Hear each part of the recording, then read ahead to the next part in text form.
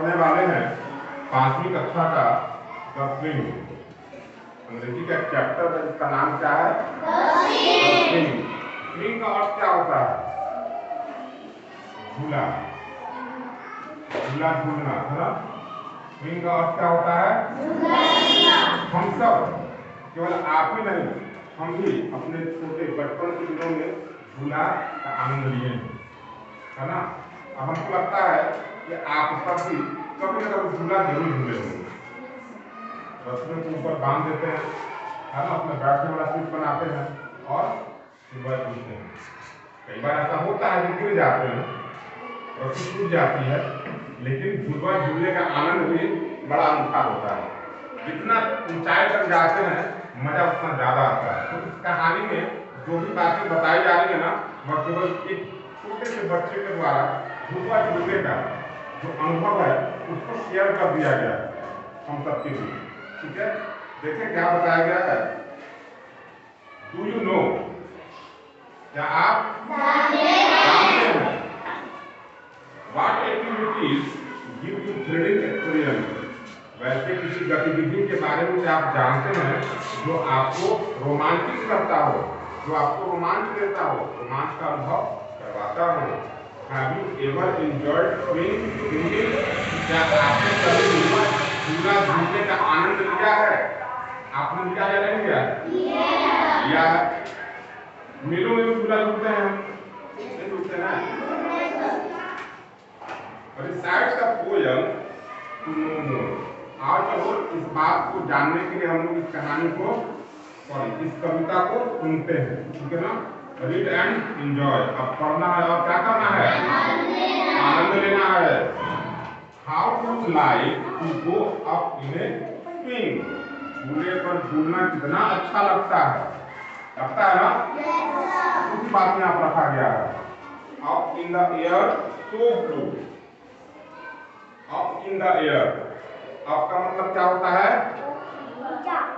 ऊंचा, ऊंचाई। Up in the air so blue, नीले आसमान में ऊंचाई तक जाना कैसा लगता है?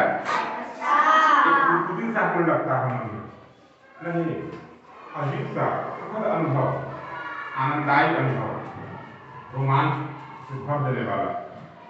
ओह, I do think it's the pleasant thing ever child can do. मुझे लगता है यह बच्चों के लिए सबसे सुखद अनुभव है। क्या किस चीज का? झूला झूलने का। मेले में जब कभी भी हम जाते हैं, ठीक है ना, तो अक्सर हमने देखा है कि मेलों में जो झूला लगता है ना, उसमें छोटे बच्चों का कोलाहल बहुत ज्यादा होता है। छोटे बच्चे उस झूलों में झूलते हैं तो ज्यादातर दिखाई पड़ते हैं, बड़ी उत्सुकता से झूले को देखते हैं।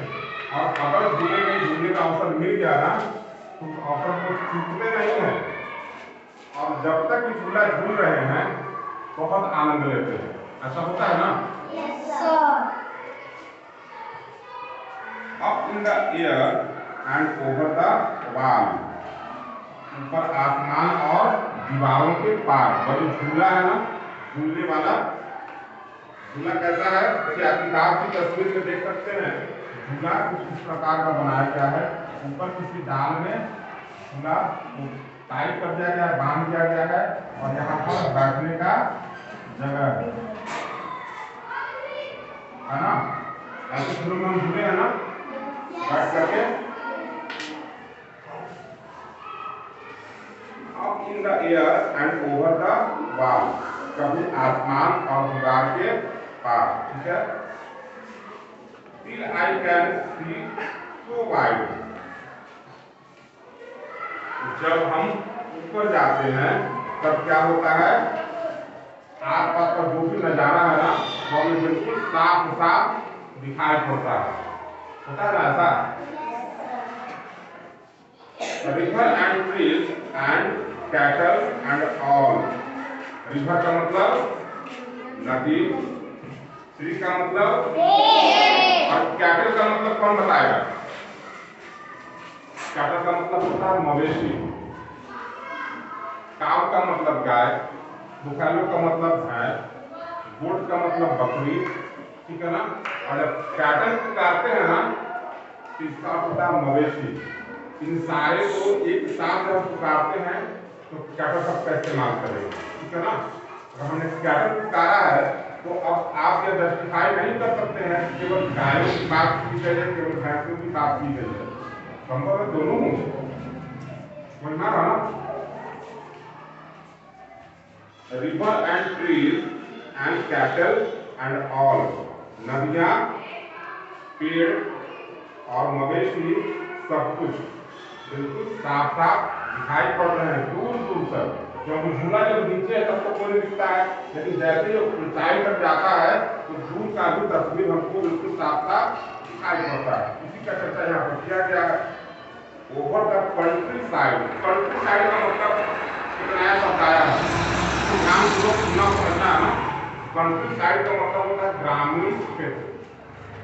कंट्री का मतलब देश होता है, ठीक है। साइड का मतलब पक्ष होता है, लेकिन कंट्री साइड जब एक साथ मिल जाता है ना तब तो क्या बोलते हैं, ग्रामीण क्षेत्र, ठीक है ना। तो जब झूला पर झूल रहा है ऊंचाई तक तो गांव के आसपास का जो भी नजारा, जो भी क्षेत्र है वह बिल्कुल उसको साफ साफ दिखाई पड़ रहा है, ठीक है। Till I look down on the garden green, और जब हम नीचे आ रहे होते हैं तब क्या दिख रहा है, हरा हरा गार्डन, हरी हरी जो बगीचे हैं आसपास में वे हमें दिखाई पड़ रहे हैं। Down on the roof तो brown, और जैसे जब नीचे आ रहे हैं ना तो नीचे का जो मकान लगा है, ठीक है, उस मकान का जो छत है ना वो हमको कैसा दिख रहा है, भूरे रंग का। ब्राउन का अर्थ, ब्राउन मतलब भूरा, ब्लैक का मतलब काला, रेड का मतलब काला, पिंक का मतलब येलो का मतलब पीला, ग्रीन का मतलब हरा, व्हाइट का मतलब सफेद। बहुत बढ़िया। अब बताओ सैफरॉन का मतलब कलर है, केसरिया।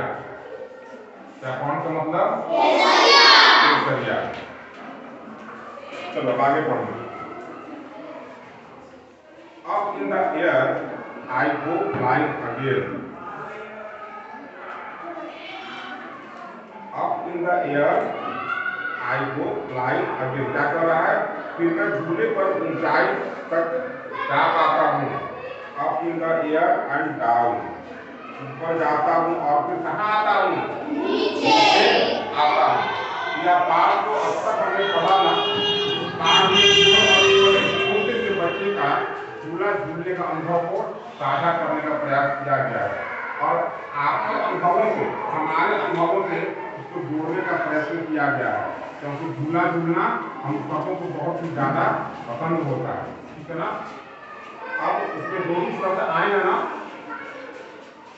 रूप, screen, presence, cattle, countryside, look down, इन सबका अर्थ हम लोग अभी लिखेंगे और उसको अगले दिन याद करके आएंगे, ठीक है। चलिए, थैंक यू।